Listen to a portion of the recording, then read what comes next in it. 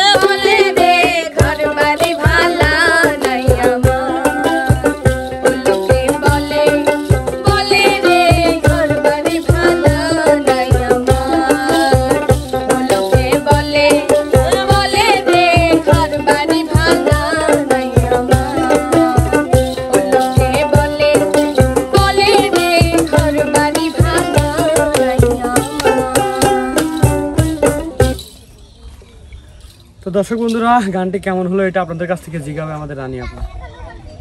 অবশ্যই যদি ভালো লেগে থাকে অবশ্যই লাইক কমেন্ট শেয়ার করে আতিয়ার পাশে থাকবেন। আতিয়ার শুধু আতিয়ার পাশে না, আমাদের সবার পাশে। আতিয়া না তো, ও কুদ্দুস, কুদ্দুস। কুদ্দুসের পাশে থাকবেন।